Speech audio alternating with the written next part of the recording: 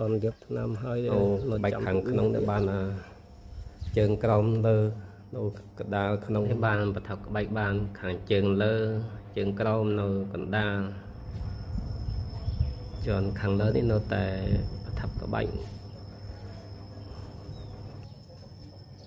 hai mùng lơ khả này đã tê bẩn nằm mà đâu bỏng tổn hơi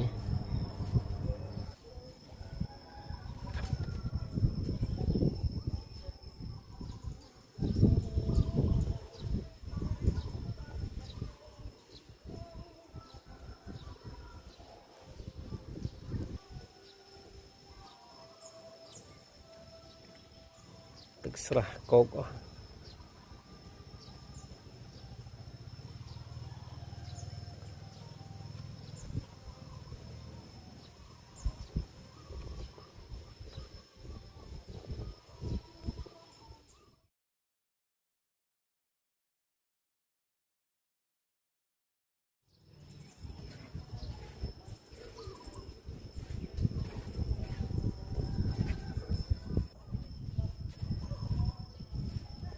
nấu khả này đã tê bẩn nằm tiền lâu tê bẩn nằm tân bàn bỏ hơi cầm chân đá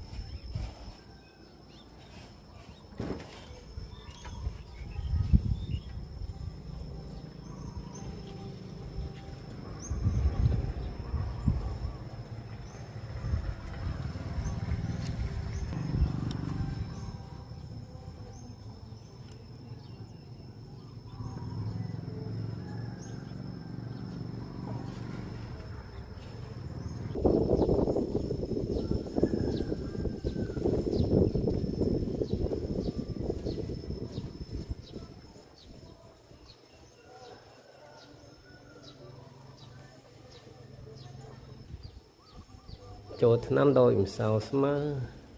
cả chom cả chỗ là mông